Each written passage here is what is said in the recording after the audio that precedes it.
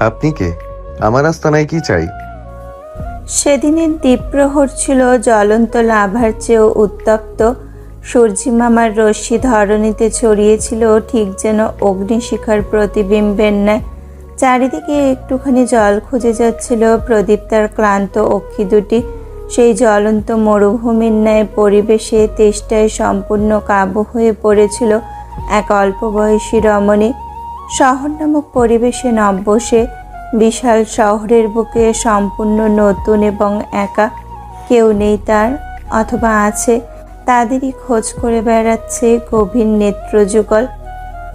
হাতে জামা কাপড়ের একটি ব্যাগ, তাতে হাতে গোনা দু চারটে কাপড় জামা আছে হয়তো, এর চেয়ে বেশি হওয়ার সম্ভাবনা নেই। আচ্ছা, কেউ কি আসবে না তাকে নিতে? কেউ না। মেয়েটা হতাশ হয়ে রেল স্টেশনের বাইরের পথে বসে পড়ে। কোথায় যাবে, কি করবে, সবটাই যে অচেনা। গায়ে জড়ানো সুতির শাড়িটি কেমন এলোমেলোভাবে সম্পূর্ণ গা আড়াল করে রেখেছে। যদি আঁচলে বেষ্টিত না থাকতো তবে হয়তো নজরে পড়তো রমণীর পরনের ব্লাউজটা ঘামে ঠিক কতটা ভিজে স্যাঁতস্যাঁতে হয়েছে। প্রভা, তোমাকে আমি সারা স্টেশন খুঁজে বেড়াচ্ছি আর তুমি এখানে বসে আছো। মেয়েটি কণ্ঠ অনুসরণ করে সামনের ব্যক্তিটির দিকে তাকায়। ঢিলে ঢালা শুভ্র পাঞ্জাবি পরিহিত এক ভদ্রলোকের ভাঁজ পড়া ত্বকের চেহারাখানা মেয়েটির চোখের সামনে জ্বলজ্বল করে।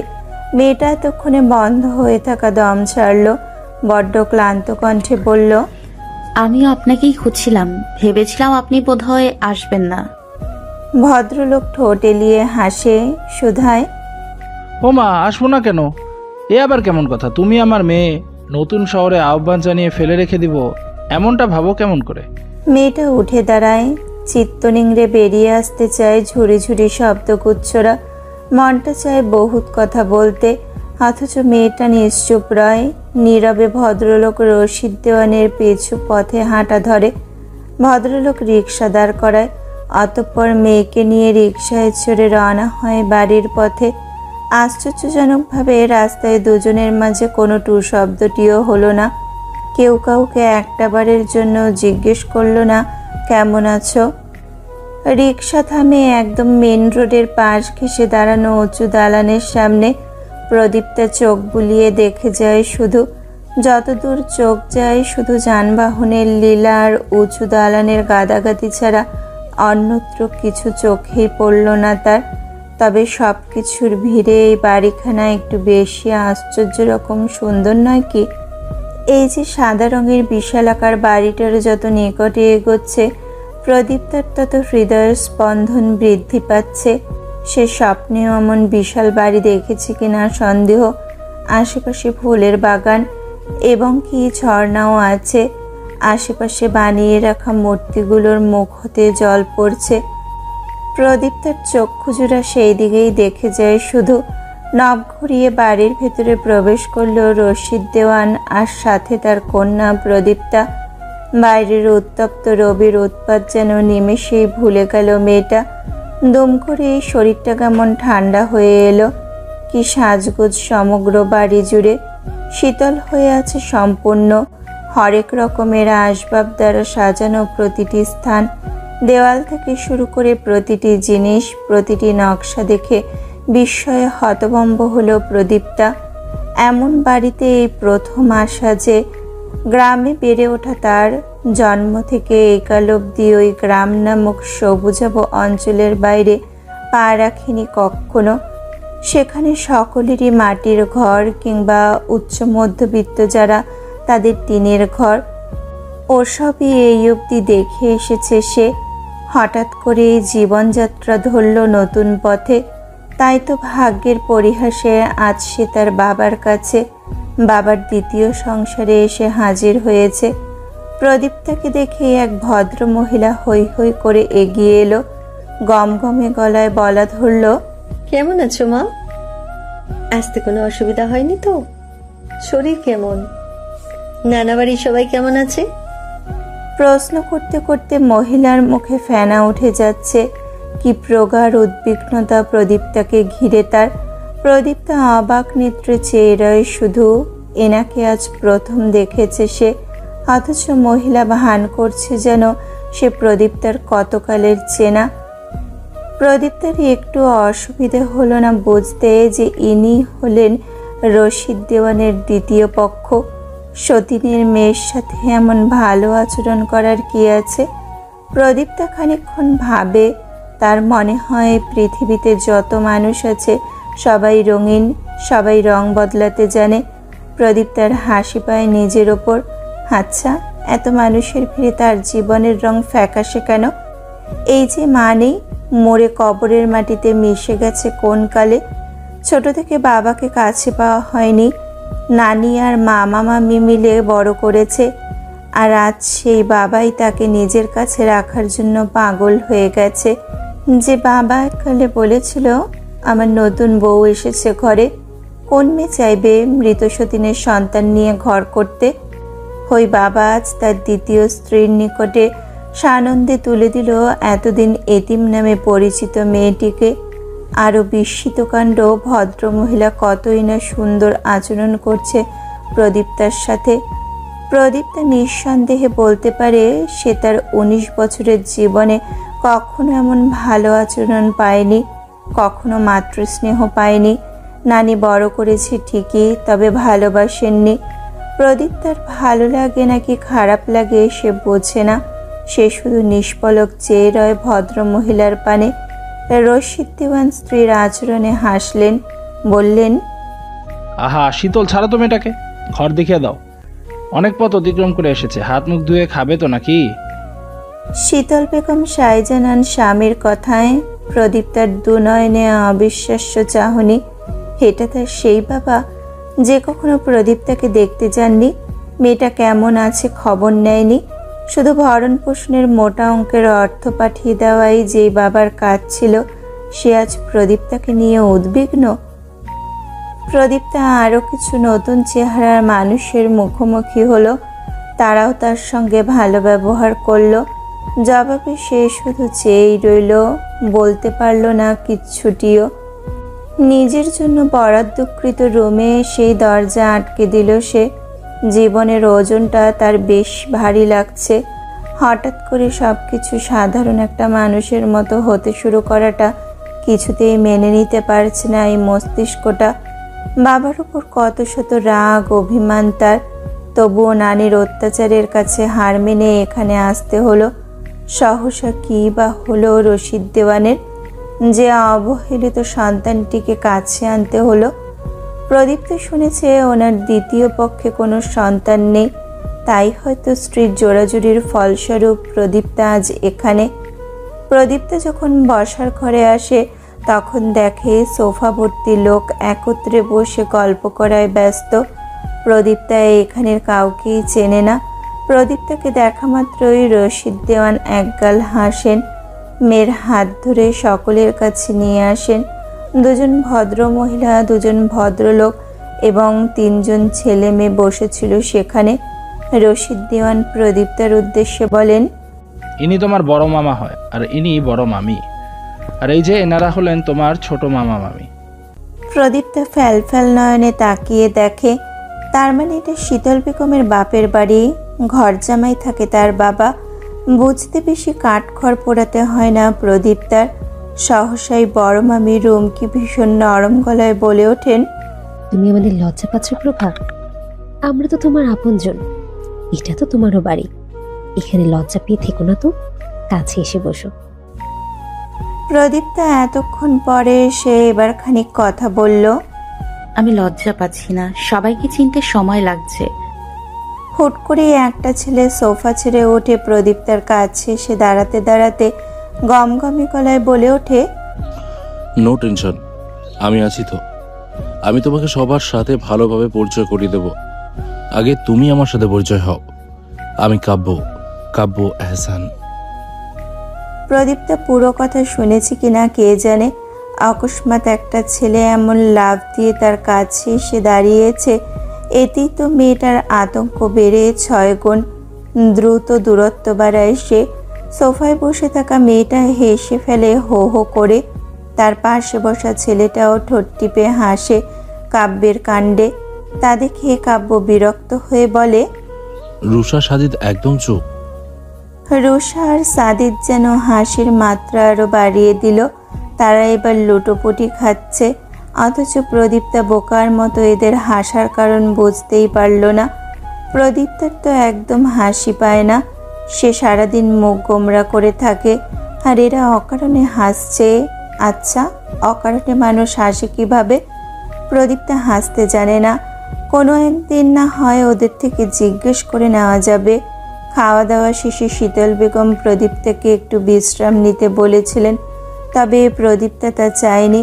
তার বাড়িটাকে ঘুরে দেখার প্রয়াস জন্মেছিল মনে।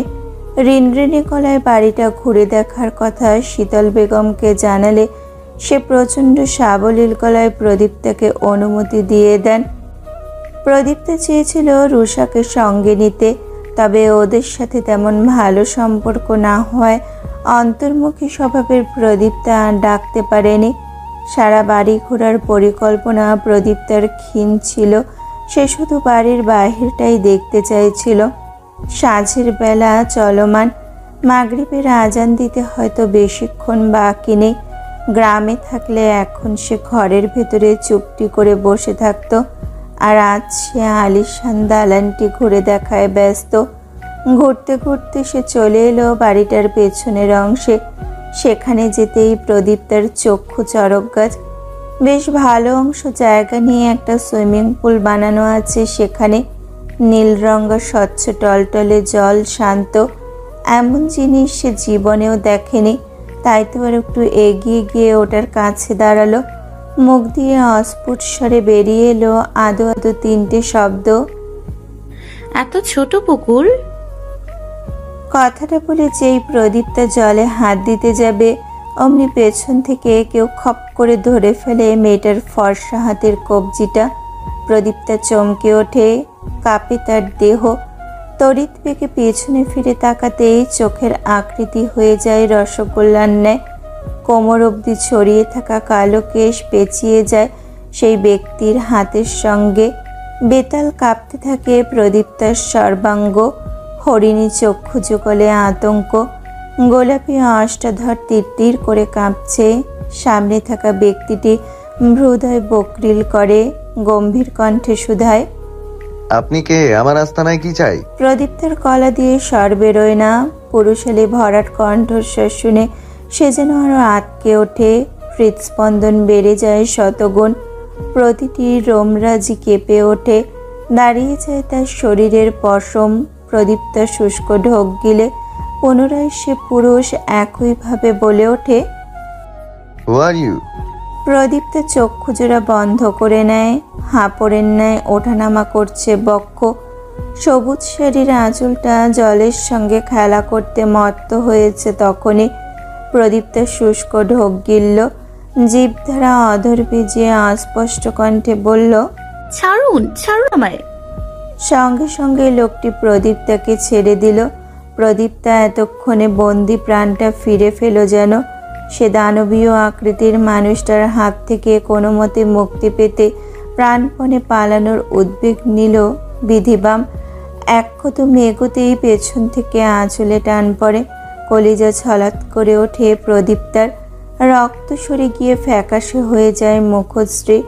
আতঙ্কে এবারেও দেহ কাঁপে তার। তৎক্ষণাৎই শেষে কণ্ঠস্বর পুনরায় শুনল, নাম কি আপনার? প্রদীপ্তার যায় যায় অবস্থা, আর এই লোক নাম নিয়ে পড়ে আছে। ভীষণ খারাপ লাগে তার। ইচ্ছে করে আজ প্রথমবারের মতো চিৎকার করে করে কাঁদতে। তবুও লোকটার কাছ থেকে মুক্তি পাওয়ার লোভে নিজেকে সামলে প্রদীপ্তা উদ্বুদ্ধ হয়ে নাম বলতে যাবে, ঠিক সেই সময় কাব্য এসে হাজির হয় সেথায়। ভাই, বাবা ডাকছেন। হাতে থাকা আঁচলের খানিক অংশটুকু ছেড়ে দেয় আগন্তুক। মুক্তি পেয়ে এবার আর সময় নেয় না প্রদীপ্তা। সঙ্গে সঙ্গে ছুট লাগায়। আগন্তুক চেয়ে রয়। মেয়েটার ছোটার সাথে সমান তালে দুলছে শাড়ির আঁচল, দুলছে লম্বা কেশ। ঠিক দেবদাস ছবির ঐশ্বরিয়া রায়ের ছোটার দৃশ্যের বাস্তব চিত্রটা যেন আজ চোখে দেখা গেল। আগন্তুক দ্রুত চোখ সরিয়ে নিল। দ্বিতীয় দফায় সেদিকে একবারের জন্য তাকালো না অবধি। অথচ কাব্যের ওষ্ঠাধর একে অপরের সঙ্গ ছেড়ে গোল হয়ে গেছে। সে মেয়েটার যাওয়ার পানে চেয়ে আছে তো আছেই। সন্ধ্যা শেষে রাত্রি এসে হাজির হয়েছে প্রদীপ্তা নিজের কক্ষে। তখন সেই যে সন্ধ্যাবেলা ঘরে ঢুকেছে সে আর বেরোয়নি। দীর্ঘ যাত্রা অতিক্রম করে আসার দরুন বিশ্রাম নেওয়ার যথেষ্ট সুযোগ দেওয়া হয়েছে তাকে। প্রদীপ্তা এর আগে কখনো এমন কাজ ছাড়া এতক্ষণ অবসর থাকা হয়নি। সারাক্ষণ মামাবাড়ি কাজের লোকের ন্যায় রয়েছে, একটু বিশ্রাম তার কপালে কখনো জোটেনি। অথচ তা নিয়ে বিন্দুমাত্র অভিযোগ কখনোই তোলেনি প্রদীপ্তা। আজ সেই নিয়মকানুন ভেঙে আরামে বিছানায় শুয়ে আছে সে। প্রদীপ্তা এখনো মানতে পারছে না সে তার বাবার কাছাকাছি আছে, একই ছাদের নিচে সে আর তার জন্মদাতা রয়েছে। প্রদীপ্তার বুক ভারী হয়ে ওঠে। কেন এতগুলো দিন পরে তাকে করুণা করা হলো? কি এইসবের উদ্দেশ্য? প্রদীপ্তা সারাক্ষণ এসব ভাবে। আজকাল কাউকে হুট করে বিশ্বাস করতে ইচ্ছে করে না। বিশ্বাসের প্রতিদান দিতে জানা মানুষের অকাল কিনা। পাখির কিচিরমিচির শব্দে যখন মুখরিত হয়ে গেল প্রকৃতি, তখন সূর্যি মামা পূর্ব গগনে উঁকি দিচ্ছে সবে। নীরব নিষ্প্রভ পরিবেশ, ক্ষীণ শীতলতার আভাস চারিদিক জুড়ে। শহরের অলিগলি সম্পূর্ণ ফাঁকা। অজস্রী গৃহে ফিরেছেন হাতে গোনা কয়েকমাত্র মুরব্বী। আলিশান দালানগুলোর মধ্যখানে থাকা মানুষগুলো তখনও নিদ্রায় বিবশ। পল্লব মেলতেই নিজেকে এক অদ্ভুত সুন্দর নতুন স্থানে আবিষ্কার করে প্রদীপ্তা। সকাল সকাল চিত্ত নিংড়ে বেরিয়ে আসে দীর্ঘশ্বাস। এই তো একদিন আগেও চোখ খুলে সে সর্বপ্রথম তাকাতো ওপরের থাকা টিনের চালের দিকে, আর আজ মাথার উপর পাকা দেওয়াল, সিলিং ফ্যান ঘুরছে। বিছানা ত্যাগ করে ওঠে সে। ওলটপালট হয়ে থাকা শাড়ির আঁচলটা মেঝেতে গড়াগড়ি খাচ্ছে। সে তাতে বিন্দুমাত্র তোয়াক্কা ছাড়াই চলে যায় হাত মুখ ধুতে। গ্রামে ঘরের বাইরে কলখানা ছিল, উঠান পেরিয়ে যেতে হতো। এখানে তো তা নেই। যার যার রুমে তার তার জন্য আলাদা করে ওয়াশরুম দেওয়াই আছে। প্রথম এসব দেখে বিস্মিত নয়নে চেয়েছিল প্রদীপ্তা 19 বছরের জীবনে নতুন অভিজ্ঞতা হচ্ছে কিনা। এতদিন বইয়ের পাতায় অথবা টেলিভিশনে যে বাড়িগুলো সে দেখে এসেছে সেই বাড়িতেই নাকি এখন থেকে তাকে থাকতে হবে। ঘরের দোর খুলে বাইরে পা রাখতেই প্রদীপ্তার শ্রবণেন্দ্রিয়ে পৌঁছায় এক সুন্দর কোমল কণ্ঠস্বর। এত জলদি ঘুম থেকে উঠে গেছো? ঘুম হয়েছে তো ঠিকঠাক? কোনো অসুবিধা হচ্ছে তোমার? রুমকি বেগমের কথা শুনে তার পানে তাকায় প্রদীপ্তা। অতঃপর অত্যন্ত নম্র স্বরে বলল, কোনো অসুবিধা হয়নি। আমার বেশি বেলা অবধি ঘুমানোর অভ্যাস নেই। ভদ্রমহিলা কিঞ্চিত হাসলেন। প্রদীপ্তা খুব শান্ত নেত্রে সে হাস্যোজ্জ্বল চেহারা পরখ করে দেখল। রুমকি বেগম ভীষণ সুন্দর একজন মহিলা। প্রদীপ্তার মনে হলো সে হয়তো এই প্রথম এত সুন্দর কোনো মহিলাকে দেখেছে। ভদ্রমহিলা বললেন, এখনো কেউ ঘুম থেকে ওঠেনি, সবাই জাগবে বেলা 10টায়। তুমি বরং আমার সাথে আসো, আমি নাস্তা বানাবো। রোজ একা একা কাজ করতে আমার বিরক্ত লাগে। আজ তোমার সঙ্গে গল্প করতে করতে কাজ করলে ভালো লাগবে। প্রদীপ্তা মুখে কিছুই বলল না, নিঃশব্দে পা বাড়ালো রুমকি বেগমের সঙ্গে। রান্নাঘর থেকে প্রদীপ্তার চোখ ছানা বড়া হয়ে যায় অবস্থা। তবে তার মুখে সেই বিস্ময় উপচে পড়ল না একটু। সে নীরবে চোখ বুলিয়ে দেখল। গ্রামে তাদের একটা ঘর এত বড় ছিল কিনা সন্দেহ। প্রদীপ্তা শুষ্ক ঢোক গিলে নজর দেয় রুমকি বেগমের দিকে। হেসেলে ঢুকতে না ঢুকতেই মহিলা চুলায় চা বসিয়ে দিয়েছেন। কি নিখুঁত হাতের কাজ তার। প্রদীপ্তার এভাবে দাঁড়িয়ে থাকতে বড্ড ইতস্ততা হলো। সহসা সে মিনমিনে গলায় বলে উঠল, আমি চা করে দিই, আপনি বসুন। রুমকি বেগম আদুরি গলায় বলল, তুমি ছোট মানুষ, তোমাকে দিয়ে আমি কাজ করাবো কেন? প্রদীপ্তা ডাগর চোখে শুধু চেয়ে রয়। ভেতরে ভেতরে পুনরায় অবাক হয়েছে সে। এত বড় একটা মেয়েকে উনি ছোট বললেন কেন? প্রদীপ্তা তো মোটেও ছোট নয়। প্রদীপ্তা ফের বলল, আমি করতে পারি, আপনি বসুন না, আমি চা করে দেই, দাঁড়িয়ে থাকতে কষ্ট হচ্ছে না? রুমকি বেগম হাসি মুখে বলেন, এক হাতে সংসার করার অভ্যেস আমার, আর তুমি বলছো আমার দাঁড়িয়ে চা করতে কষ্ট হচ্ছে? কথাটা শেষ করে একটু শব্দ করে হেসে উঠলেন তিনি। প্রদীপ্তার এমন হাসি খুশি মানুষদের ভালো লাগে, অথচ সে নিজে হাসতে জানে না, সব সময় একই রকম করে রাখে মুখটাকে। প্রদীপ্তার হাসি পায়ও না। ওর মনে সেই ছোটবেলা থেকেই একটা প্রশ্ন, মানুষ হাসে কি করে?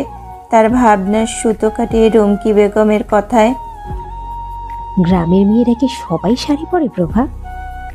রুমকি বেগমের কথায় প্রভা নিজের ভাবনা ছেড়ে বেরোয়।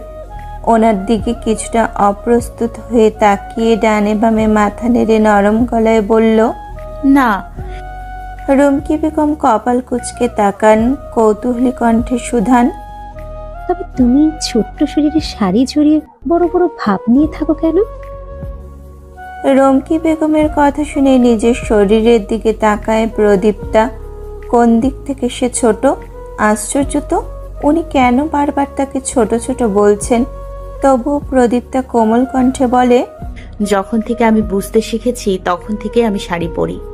নানির মুখে শুনেছিলাম মাও নাকি শাড়ি পরতেন, তাই আমিও পরি। রুমকি বেগম প্রদীপ্তার দিকে চায়ের কাপ বাড়িয়ে দিতে দিতে বলেন, নানা বাড়ির লোকেরা কেমন? হঠাৎ করে কোমল মুখশ্রীটা ফ্যাকাশে হয়ে যায় প্রদীপ্তার। সে কথা বলে, খুব সামান্য কথা বলে। সেই সামান্য কথার আগে পিছিয়ে কখনো মিথ্যেকে রাখে না। অকস্মাৎ এরূপ প্রশ্নের ফলে বুকটা ভারী হয়ে আসে তার। চোখের পাতায় ভেসে ওঠে কিছু দৃশ্য। দ্রুত নিজেকে সামলে নেয় সে। চায়ের কাপটা হাতে নিয়ে নরম কণ্ঠে জবাব দেয়, সবাই ভালো। রুমকি বেগম প্রদীপ্তার কথার পিঠে কিছু বলতে নিয়েও বলে না, বরং অন্যদিকে চেয়ে বলে ওঠে, কি ব্যাপার আদি, তুই কখন এলি? রুমকি বেগমের দৃষ্টি অনুসরণ করে পেছনে তাকাতেই প্রদীপ্তার চোখের সামনে স্পষ্ট হয় এক সুঠামদেহী পুরুষ, যার লম্বা দেহের করণ, ফর্সা আদলে বিন্দু বিন্দু কিছু সংখ্যক ঘামের কণারা মুক্তোর দানার ন্যায় চিকচিক করছে। হাতে একখানা মুঠোফোন, আর কানের মধ্যে কি একটা যন্ত্র, ইয়ারবাডস লাগানো, যার নাম প্রদীপ্তা জানে না। প্রদীপ্তার দৃষ্টি গিয়ে ঠেকে সেই গভীর নেত্রযুগলের মাঝে। সমুদ্রের চেয়েও গভীর ওই চক্ষু জোড়ায় কি যেন আছে। তাকালে মনে হয় অদৃশ্য ঢেউয়ের তলে যেন একদম টেনে নিয়ে যায়। একবার তাকালে অনন্তকাল তাকিয়ে থাকার স্পৃহা জাগে। সরু নাক, চিকন ওষ্ঠাধর, সবকিছুই নিখুঁত নিয়মে পরখ করে দেখল প্রদীপ্তা, এবং কি পা থেকে মাথা অবধি পর্যন্ত পর্যটন করে নিল। এর পেছনে অবশ্যই কারণ আছে, নয়তো একটা পুরুষ লোকের দিকে প্রদীপ্তা কখনোই এত ভালোভাবে তাকিয়ে দেখত না। প্রদীপ্তার দৃষ্টি সরিয়ে মনে মনে আওড়ালো, ইনি কালকের সেই মানুষটাই।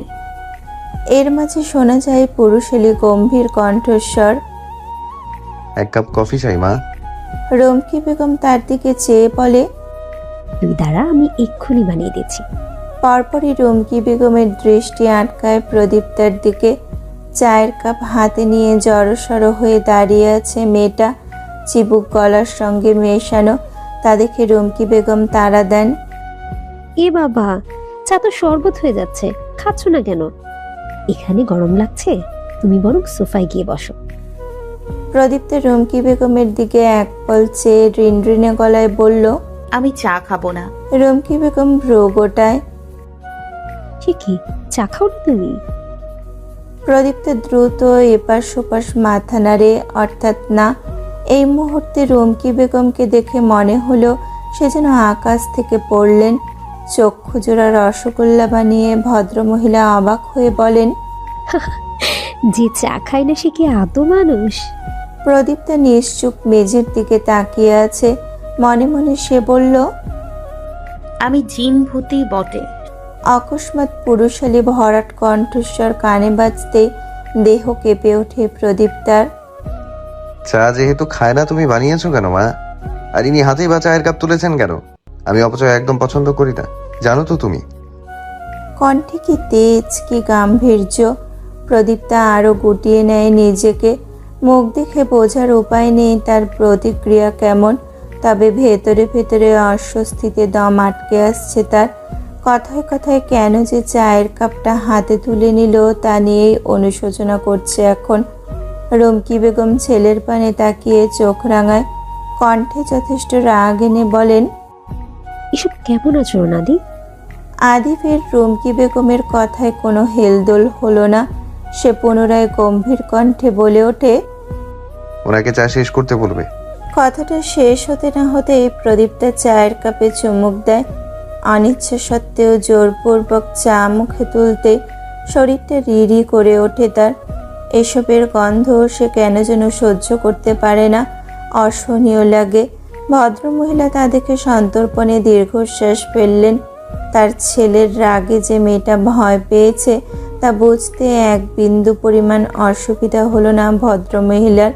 তিনি প্রদীপ্তার অস্বস্তি কাটাতে বললেন, খেতে হবে না চা, রাখো তো তুমি। বলেই প্রদীপ্তার হাত থেকে চায়ের কাপ সরিয়ে নেন। সঙ্গে সঙ্গে আদিপ বলে ওঠে, আমি অপচয় পছন্দ করি না মা। জ্বালাস না তো আদি, চুপচাপ সোফায় গিয়ে বস, আমি কফি আনছি। আদিপকে নড়তে চড়তে দেখা গেল না। সে পেছন ফিরে দাঁড়িয়ে থাকা প্রদীপ্তার দিকে এক পলক চেয়ে রুমকি বেগমকে বলে, কফি করো না, চাটাই দাও। রুমকি বেগম কপালে ভাঁজ ফেলে বলেন, সে কি, এই চা দিয়ে তোর কি কাজ? এটো হয়ে গেছে, তাছাড়া তুই তো চা খাস না। আদিপ দুপায়ে এগিয়ে এসে নিজেই চায়ের কাপটা হাতে তুলে নেয়। অতঃপর রুমকি বেগমের দিকে তাকিয়ে চিবিয়ে চিবিয়ে বলে, মাথায় ঢালবো এটা, তাই নিচ্ছি। বলেই লম্বা পায়ে প্রস্থান হয় আদিপ। আদিপের চার পথে চেয়ে দীর্ঘশ্বাস ফেলেন রুমকি। ছেলেটা এত বদমেজাজি হয়েছে না, একদম বাবার স্বভাব পেয়েছে।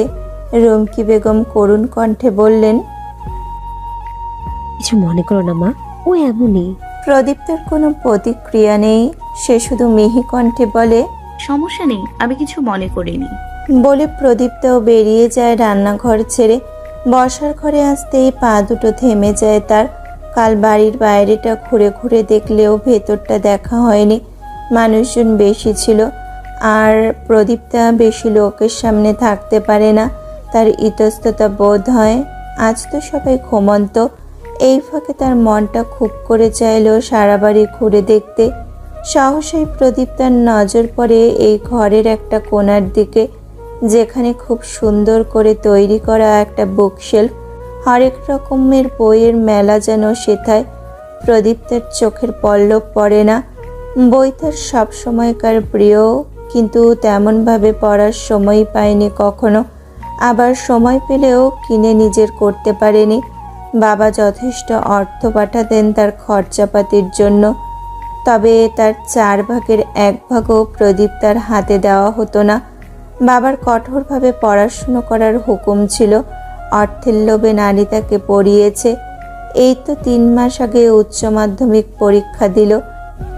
রেজাল্ট বেরিয়েছে কিছুদিন হবে।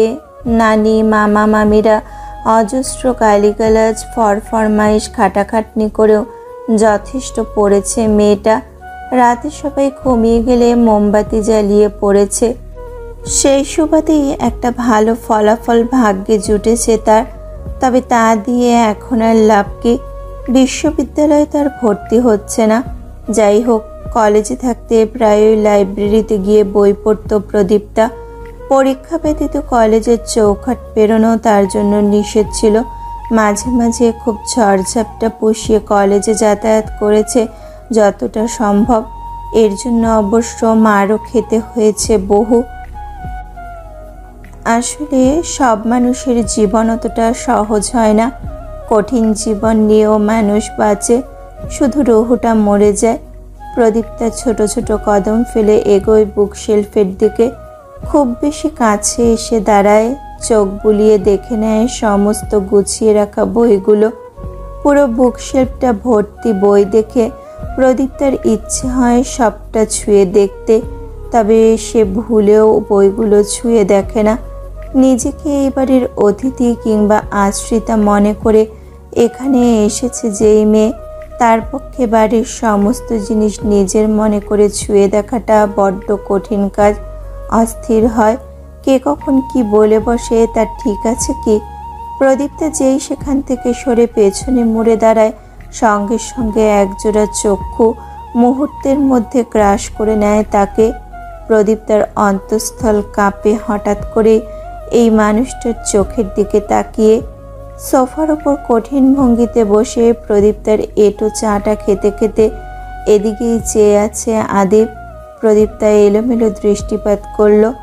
অশান্তভাবে সেখান থেকে সরে আসতে আসতে কানে বাজলো তার উদ্দেশ্যে বলা গম্ভীর পুরুষটার কিছু কথা। বইগুলোকে এভাবে দেখছিলেন যেন ওদেরকে গিলে খাবেন, তা একটা বই হাতে তুললেন না কেন? এখন যদি বইগুলোতে আপনার নজর লেগে যায়, ফলস্বরূপ যদি বইয়ের পৃষ্ঠাগুলো আপনি ছিঁড়ে ফিরে বিনাশ হয়ে যায়, তখন কি হবে? আদিবের বলা অদ্ভুত কথাগুলো শুনে আশ্চর্য হয়ে দাঁড়ায় প্রদীপ্তা। সে ড্যাব ড্যাব নয়নে চেয়ে থেকে বোঝার চেষ্টা করে আদিব আসলে কি বলতে চাইলো। বইয়ের নজর লাগবে? এগুলো কি ধরনের হাবিজাবি কথা? বইয়েরও নজর লাগে নাকি? প্রদীপ্তা জিভ দ্বারা অধর ভেজায়, নিম্নস্বরে শুধায়, বইয়ে নজর লাগবে কেন? আদিব সঙ্গে সঙ্গে নির্বিকার কণ্ঠে জবাব দেয়, বারে, আপনি যেই ড্যাব ড্যাব করে ওগুলোর দিকে তাকিয়েছিলেন, নজর যে লাগবে না তার তো কোনো সংজ্ঞা কারণ কিছুই আমি খুঁজে পাচ্ছি না। প্রদীপ্তের শুষ্ক ঢোক গিলল। জীবনের প্রথম শুনেছে বইয়ের দিকে তাকিয়ে থাকলে নাকি বইয়ের নজর লেগে যায়। প্রদীপ্তা যখনই সময় পেত তার পড়ার বইগুলোর পানে তাকিয়ে থাকতো। কই, সেগুলো তো নজর লাগলো না। চিন্তা ভাবনার এই পর্যায়ে এসে প্রদীপ্তা মিহি গলায় বলল, আমার নজর লাগবে না। আদিপও সঙ্গে সঙ্গে বলে ওঠে, আমি আপনাকে কেন বিশ্বাস করব? কোন অভিধানে লেখা আছে বইগুলোতে আপনার নজর লাগবে না? প্রদীপ্তা পড়েছে আচ্ছা মুসিবতে। আগে জানলে কখনোই বইগুলোর দিকে তাকিয়ে থাকতো না, এক পল দেখেই চলে যেত। এখন দেখে ফেলেছে যখন, তখন আর কি করার? মানুষটা এমন করছে কেন? ঘটনাটা তো মুছে ফেলা যাবে না। প্রচণ্ড লজ্জায় মাথা নুয়ে পড়ে মেয়েটার। কেন অন্যের জিনিসের দিকে ড্যাব ড্যাব চোখে তাকাতে হলো তাকে? নিজেকে মনে মনে শাসালো প্রদীপ্তা। তৎক্ষণাৎ ফের সামনের রক্তটা মানুষটার কণ্ঠ ভেসে এলো প্রদীপ্তার শ্রবণেন্দ্রিয়ে, একটা বই নিয়ে যান। প্রদীপ্তা তড়িৎ বেগে তাকায়, না বোঝার ভঙ্গিতে শুধায়, জি। আদিব চায়ের কাপে শেষ চুমুক দিয়ে শান্ত কণ্ঠে বলল, একটা বই নিয়ে যান। আপনার চোখ দেখেই বুঝেছি আপনি বই পড়তে ইচ্ছুক। ভীষণ লোভ জন্মেছে ওদের প্রতি। এখন একমাত্র নিজ ইচ্ছা মতো বই নিয়ে যাওয়ার মাধ্যমে এই বইগুলো থেকে আপনার নজর তাড়ানো সম্ভব। ভরকে চায় প্রদীপ্তা। নানি বাড়ি থাকতে যতটুকু কথা তাকে হজম করতে হয়েছে, তার কাছে এটা তেমন কিছুই না। তবুও প্রদীপ্তার অদ্ভুত লাগে। বই পড়তে মানুষের ইচ্ছে হতেই পারে, তাই বলে নজর লাগবে? লোভ জন্মেছে, এগুলো কেমন কথা? প্রদীপ্তা কিছু বলল না, বরং বাধ্য মেয়ের মতো পুনরায় বুকশেলফের কাছে এগিয়ে গিয়ে সেখান থেকে তড়িঘড়ি করে একটা বই তুলে নিল। বইটা নিয়েও বেশি সময় ব্যয় করলো না সে। দ্রুত কদমে চলে গেল সেখান থেকে। একটুও পিছনে ফিরে তাকানোর প্রয়োজন বোধ করলো না। পেছন ফিরে তাকালে হয়তো দেখতে পেত একজোড়া চক্ষু কেমন অদ্ভুতভাবে চেয়ে আছে তার পানে। বেলা 10:30 চলমান। শহরের অলিগলি মানুষজনে গমগমে।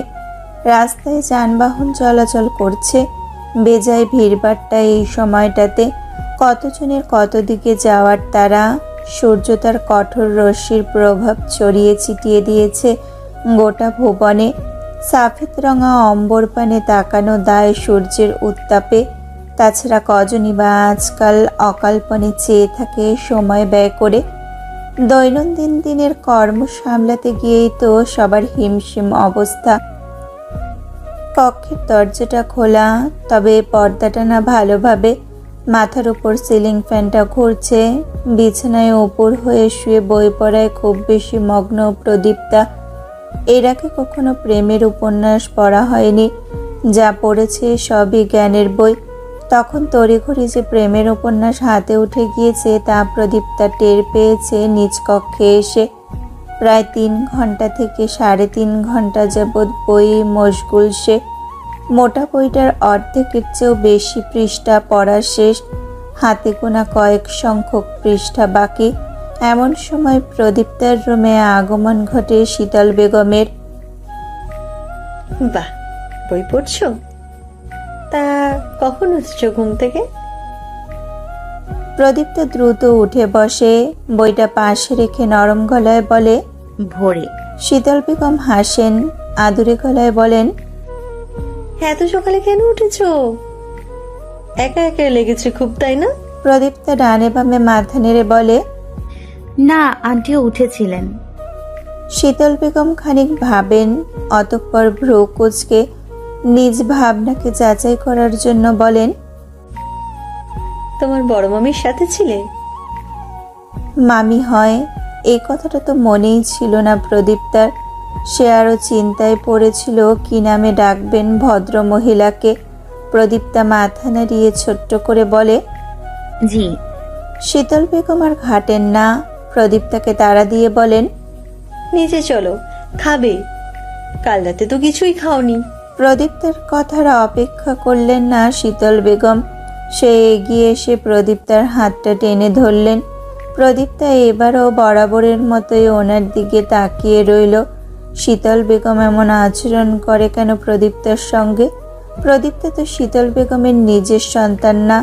তার কি উচিত নয় প্রদীপ্তার সাথে খারাপ ব্যবহার করার? গুরুজনেরা প্রত্যেকে উপস্থিত খাবার টেবিলে।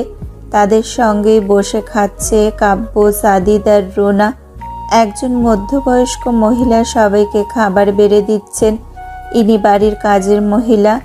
রমকি বেগম, শাহানা বেগম রান্নাঘরের ভেতরে। শীতল বেগম প্রদীপ্তার হাত ধরে নিয়ে এনে খাবার টেবিলের কাছে দাঁড়ালো। সচকিত কাব্যের হই হই করে বলে উঠল, আরে প্রভা, কাল তো তোমার দেখাই পেলাম না। ভাবলাম রাতে তোমার সাথে গল্প করব, পরিচিত হব।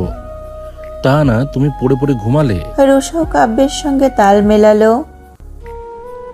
একদম তাই, আমিও ভেবেছিলাম তোমার সাথে কাল গল্প করব, তবে তুমি তো আমাদের সাথে গল্প করতে একদমই ইচ্ছুক নও। প্রদীপ্তা কি বলবে বুঝতে পারল না। সে চুপ করে মাথা নিচু করে রাখে।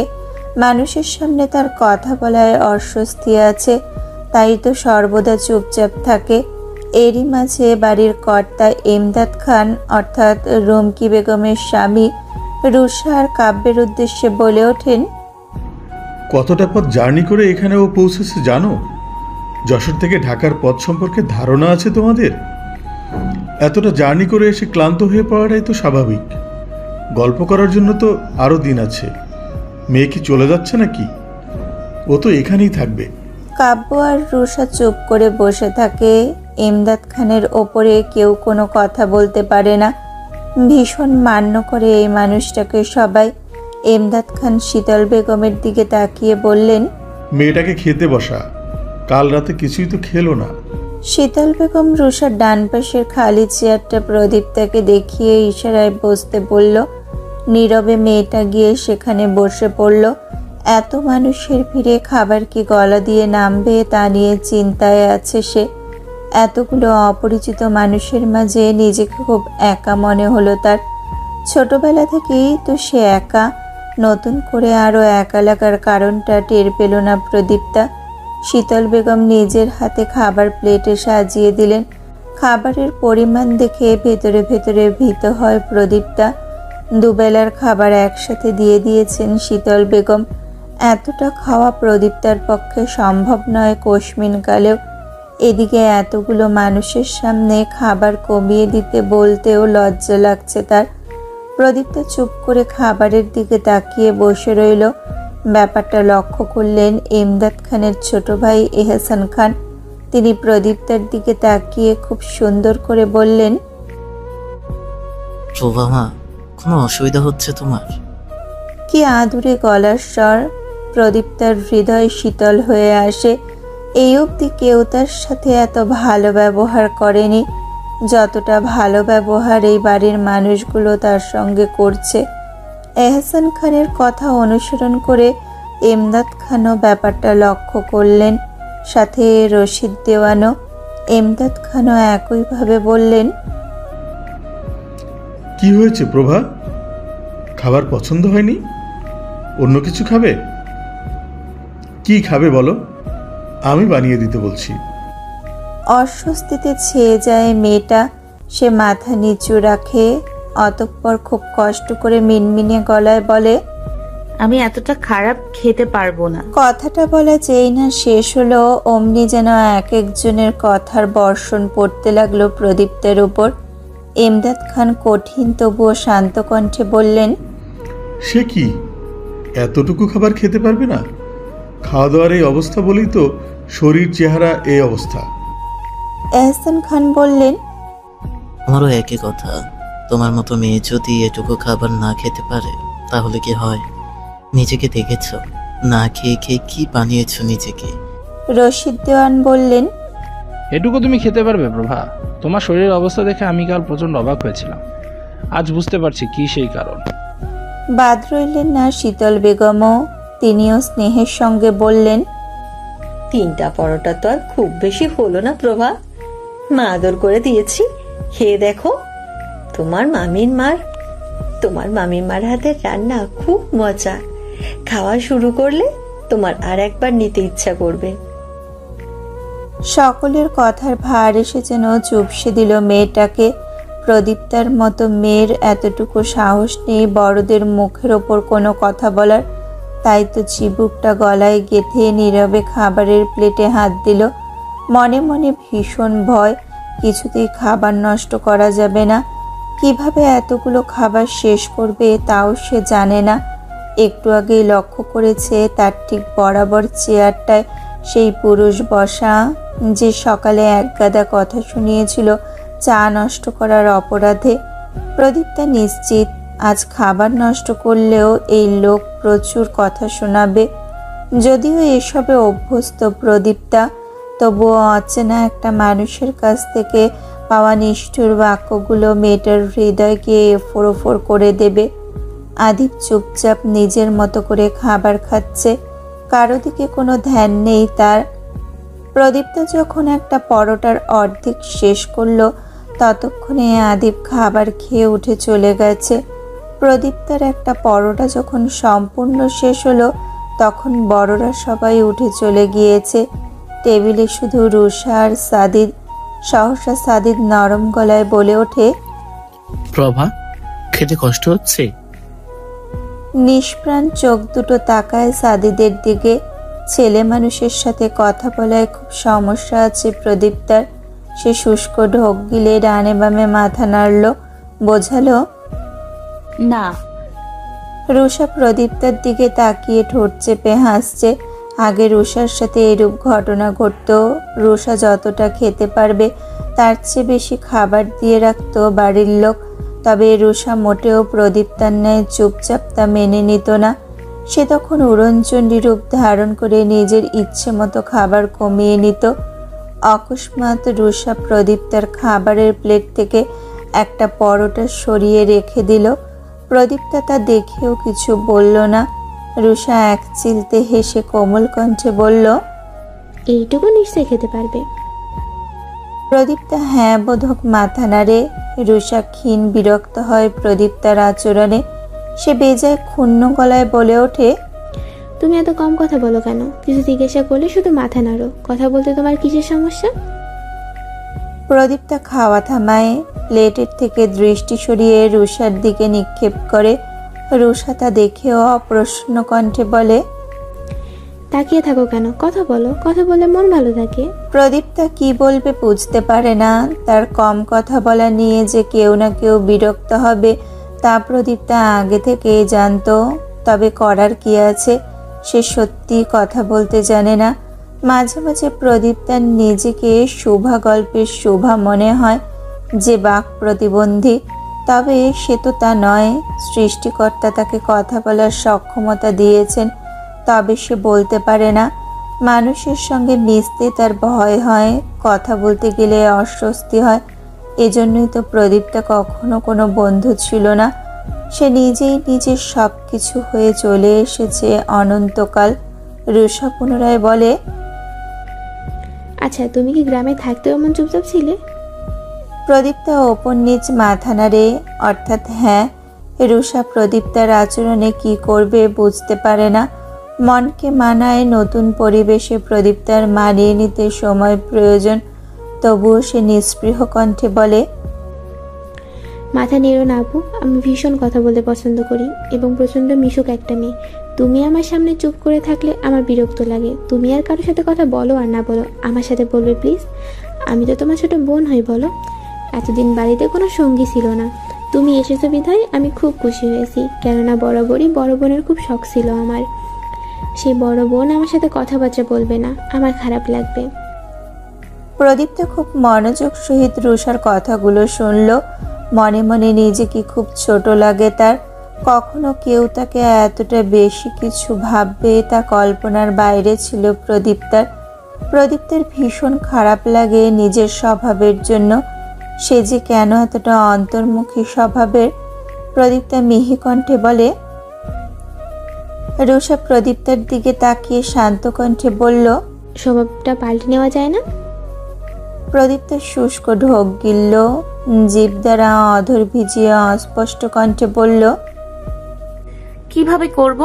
আমার দ্বারা সম্ভব নয়। রুষা হাসল, চেয়ার ছেড়ে উঠে দাঁড়িয়ে বলল, আচ্ছা, এখন তুমি খাও, পরে তোমার সাথে কথা বলছি। উপন্যাসের বাকি অংশ শেষ করতেই ঘরে যাচ্ছিল প্রদীপ্তা।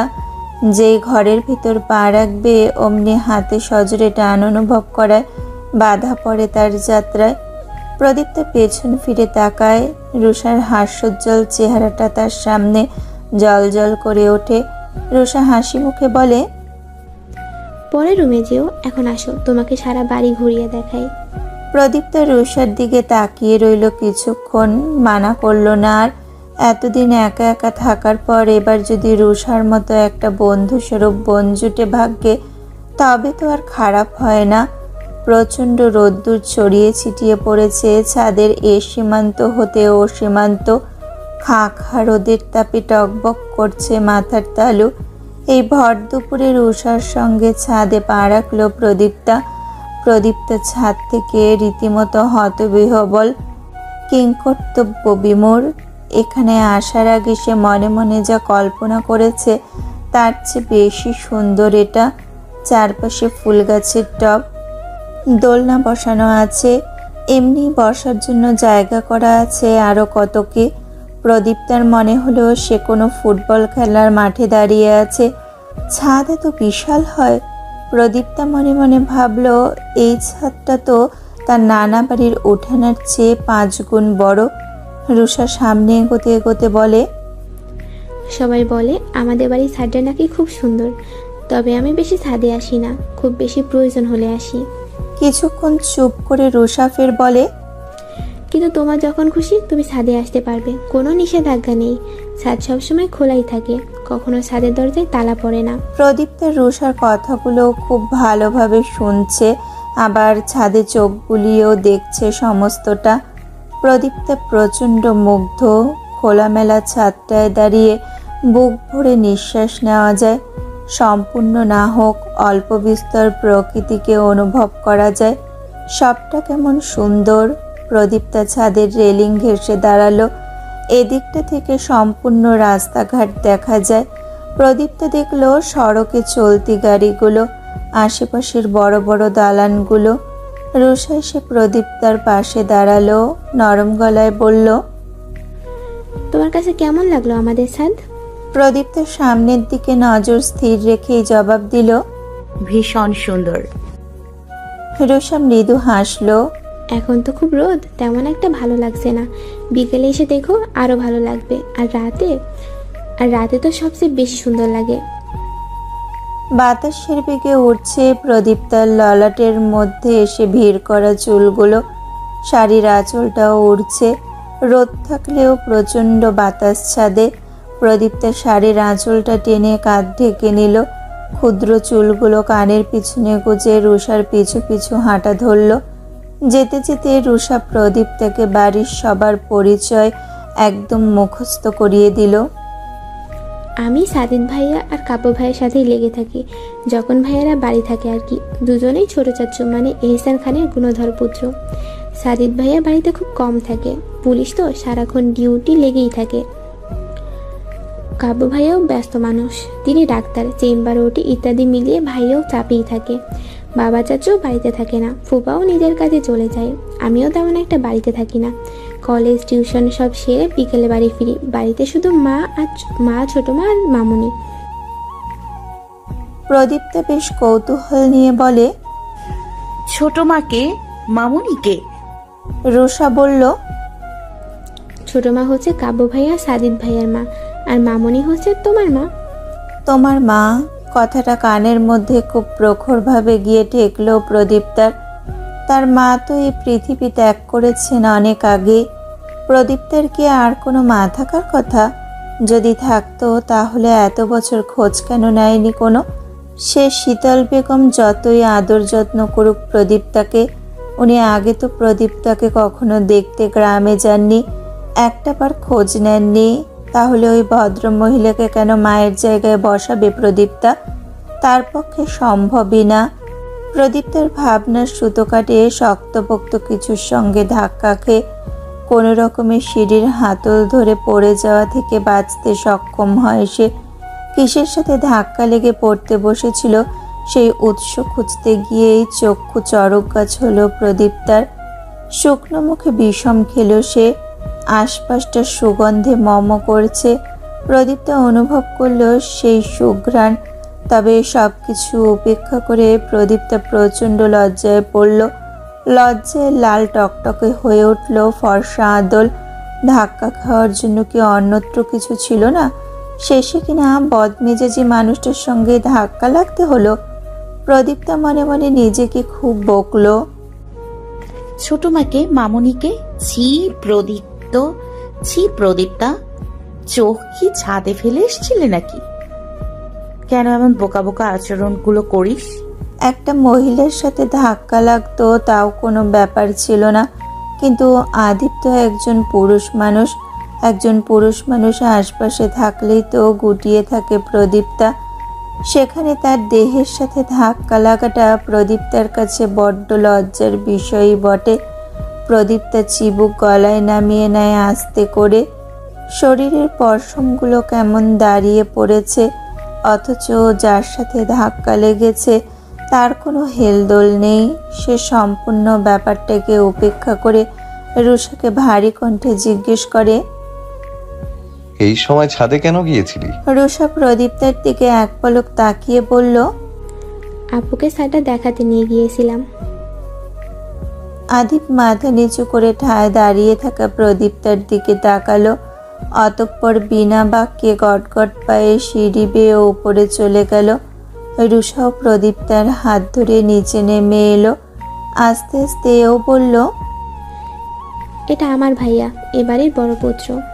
প্রদীপ্তা কেন যেন কথাটা শোনা মাত্রই পিছনে ফিরে তাকালো। সঙ্গে সঙ্গে একজোড়া শীতল চক্ষুর সঙ্গে তার চোখাচোখি হলো। বেজায় অপ্রস্তুত হয়ে পড়ল প্রদীপ্তা। তার ধারণা ছিল না মানুষটাও এখানে দাঁড়িয়ে থাকবে। সে তো ভেবেছিল এতক্ষণে আদিপ চলে গেছে। প্রদীপ্তা তড়িৎ বেগে সামনের দিকে তাকালো। সন্তর্পণে দীর্ঘশ্বাস ফেলল আতঙ্ক কাটানোর আশায়।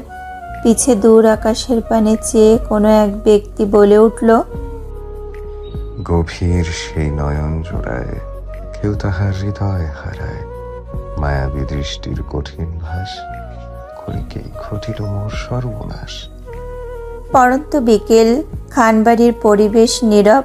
বাড়ির একটা পুরুষও বাড়িতে নেই। মহিলারা সারাদিন খাটাখাটনি করে এবার একটু বিশ্রাম নিতে নিজ নিজ ঘরে গেছেন।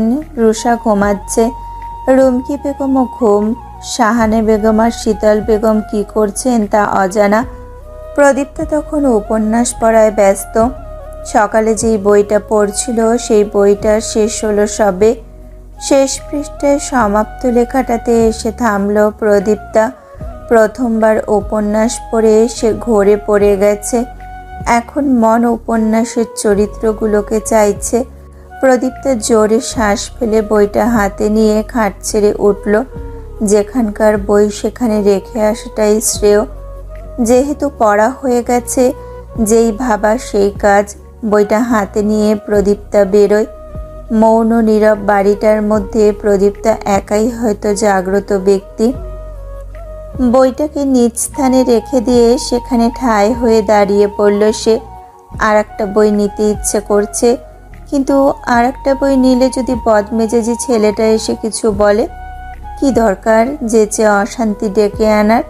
প্রদীপ্তা নিজ ইচ্ছাকে মাটির গভীরে পুঁতে দিয়ে চলে আসতেই যাচ্ছিল, অকস্মাৎ পাশে কারোর উপস্থিতি টের পেয়ে ঘাড় ঘুরিয়ে তাকাতেই চমকে উঠল রমণী।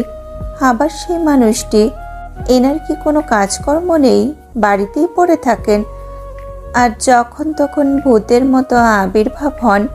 প্রদীপ্তা এমনভাবে দৃষ্টি সরিয়ে আনলো যেন সে আদিবকে দেখেইনি। দ্রুত চলে যেতেই চাইছিল মেয়েটা, তবে বিধিবাম। প্রতিবারের ন্যায় এবারও আদিব পাঁচ সাতল। প্রদীপ্তার যাওয়ার পথে দেওয়ালের ন্যায় দাঁড়িয়ে পড়েছে আদিব।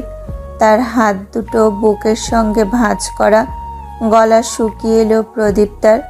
আদিব যদিও বা প্রদীপ্তার থেকে বেশ ভালো দূরত্ব নিয়ে দাঁড়িয়েছিল, তবুও প্রদীপ্তা আরও দুপা পিছিয়ে গেল। বিড়াল ছানার ন্যায় ভীত দৃষ্টে কাচুমাচু মুখে তাকালো আদিবের দিকে। আদিব সেই দৃষ্টি অনুসরণ করে অধর বাঁকায়, অতঃপর দৃঢ় গলায় শুধায়, আপনার নাম? প্রদীপ্তা পল্লব ঝাপটায়। সবাই তার নাম জানে, কেউ নিজে থেকে প্রদীপ্তার নাম জানতে চায়নি। আগে থেকেই জানা ছিল, শুধুমাত্র এই মানুষটাই জানে না। কাল থেকে নাম নাম করে যাচ্ছে। প্রদীপ্তার দৃষ্টি নামিয়ে মিহি কণ্ঠে বলল, প্রভা। আদিব প্রবাকায় কঠিন দৃষ্টিতে প্রদীপ্তার পানে চেয়ে বলে, আসল নাম? প্রদীপ্তা ফাঁকা ঢোক গিলল। নাম জানতে চেয়েছে, নাম তো বলা হয়েছে। এর মাঝে আবার প্রশ্ন আসে কোথা থেকে? মানুষটাকে কিভাবে বোঝাবে? পুরুষ জাতে কঠিন অস্বস্তি তার। কথা বলতে গেলে ভেতর কাঁপে, হাত পা ঠান্ডা হয়ে আসে। প্রদীপ্তা অধর ভিজিয়ে অস্পষ্ট কণ্ঠে বলল, এটাই। সঙ্গে সঙ্গে আদিব সন্দিহান কণ্ঠে শুধায়, তাহলে প্রদীপ্তাকে? প্রদীপ্তা হকচকিয়ে যায়। প্রদীপ্তাকে এই নামে কেউ ডাকে না। এইবারই কারো এই নাম সম্পর্কে জানার কথা নয়। নানি বাড়িতেও তো এই নামে পরিচিত ছিল না সে। সবাই প্রভা বলেই ডাকে। ছোট থাকতে নানা ভাইয়ের কাছে শুনেছে, প্রদীপ্তা হওয়ার আগেই প্রদীপ্তার মা তার জন্য এই নাম ঠিক করে রেখেছিলেন। নানা ভাই মাঝে মধ্যে প্রদীপ্তা বলে ডাকতেন। এছাড়া নিজেকে নিজে মনে মনে এই নামে ডাকা হয় প্রদীপ্তার। তবে এই মানুষটা কি করে জানলো যে তার নাম প্রদীপ্তা? বেজে কৌতূহলেরা হানা দিল প্রদীপ্তার মস্তিষ্কে। প্রশ্নরা গোলক ধাঁধার ন্যায় এসে ভিড় জমালো অন্তরে। প্রদীপ্তার নিষ্পলক চাহনি দেখে সামান্য হাসি পেল আদিবের। একেবারে স্বল্প হাসি ফুটে উঠল তার মুখে। খুব খেয়াল করে না তাকালে এই হাসি লক্ষ্যমান হয় না। আদিব তুড়ি বাজালেও প্রদীপ্তার চোখের সামনে। নড়ে চড়ে উঠল প্রদীপ্তা, তড়িৎ দৃষ্টি সরিয়ে নিল। আদিব শান্ত কণ্ঠে বলল, কারো অনুমতির প্রয়োজন নেই।